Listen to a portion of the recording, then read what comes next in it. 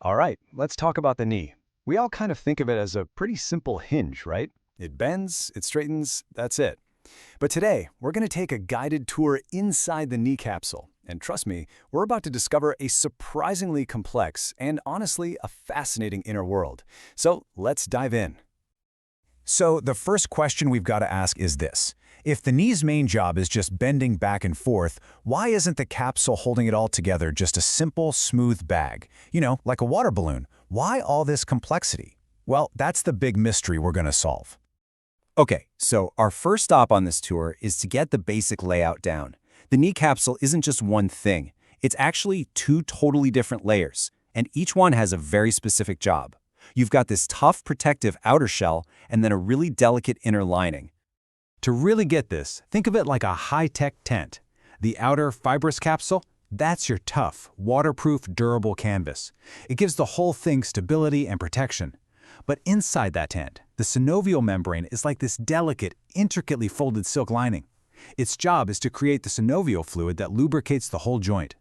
And as you can see, it is not a simple bag. It's full of these complex folds and pockets. And this brings us right to the heart of the mystery. Why does that inner lining have to be so darn complicated? Well, the answer has everything to do with the tricky relationship between that lubricating fluid and some very, very important ligaments. See, the knee joint isn't an empty space at all. Running right through the middle of it are these absolutely vital structures, most famously the ACL and the PCL, the cruciate ligaments that give the knee so much of its stability. So that inner lining has to somehow work around them.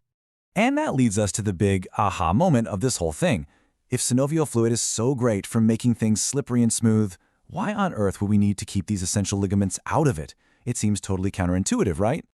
Well, here's the brilliant answer. There are three critical reasons. First off, if the ligaments were just soaking in fluid all day, they'd absorb way too much water and get all soggy and weak, not what you want. Second, being constantly lubricated would actually mess up their mechanics. They need a certain amount of friction and grip to maintain tension properly. And finally, and this is a big one, ligaments need a blood supply. You can't just go poking blood vessels through a sealed bag of fluid because it would leak everywhere. So now that we know why that inner lining is so complex, let's actually go explore that inner landscape. We're going to see how it pulls off this amazing feat of engineering, starting with all its crazy folds. The first feature we come across are these things called synovial reflections. This is the main trick the membrane uses to solve that ligament problem. It's basically where the lining just folds back on itself, creating these little walls and compartments to seal off the stuff that needs to stay dry. And boom, here's the perfect example. This is the cruciate reflection. You can literally see how the synovial membrane pushes inward, forming a perfect little wall that completely quarantines the ACL and PCL from the rest of the joint. It's just such an elegant solution. All right, next up on our tour are synovial folds, which are also called plica. Now, these are extra ridges or shelves of that same membrane. While the reflections build walls, you can think of folds as being more like curtains. A lot of them are just harmless little leftovers from how our knees formed way back when we were embryos. The biggest one of all, the heavyweight champion, is the infrapatellar fold, which you can see right here. It's a pretty major feature, running right from the center of the joint all the way down to the fat pad that sits just under your kneecap. Now, while most of these plica don't cause any problems, this one, the medial plica, is kind of famous for being a troublemaker.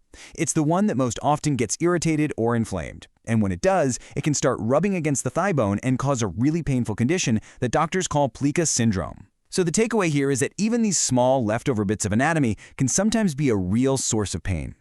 Continuing our tour, the knee's inner architecture isn't just about folds. It also has some really important passageways and pockets. Let's look at the gaps, hiatuses, and gutters that help manage everything inside. So, a hiatus is just a natural opening in that tough outer tent we talked about, the fibrous capsule. And these gaps are totally necessary to let things like tendons pass through. But, and here's the genius part, that delicate inner synovial membrane always seals over these openings from the inside.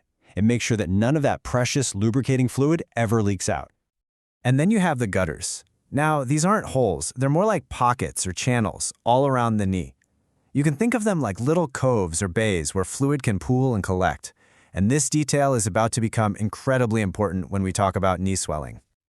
All right, this is where it all comes together. This is the payoff. Let's connect everything we've just seen on our tour to something many of us have experienced: a swollen knee. The anatomy we've explored perfectly explains why swelling looks the way it does. First things first, the proper clinical term for this is a knee effusion. It just means there's too much of that synovial fluid sloshing around inside the sealed bag we've been talking about. You and I, though, probably know it by its more common name: water on the knee. Now, check this out. It is so cool. When your knee is straight, in extension, that tough capsule at the back of the knee tightens up and literally shoves all that extra fluid forward. And where does it go? Right into that big suprapatellar gutter, that pouch just above your kneecap. That is exactly why a swollen knee looks puffy right at the front, and it's why a doctor will push right there to check for it. But watch what happens when you bend the knee. The big quadriceps tendon on the front pulls tight, and it acts like a squeegee, squeezing all that fluid out of the front pouch and forcing it into those gutters at the back of the knee. The swelling at the front just vanishes. The big takeaway is that these spaces aren't passive.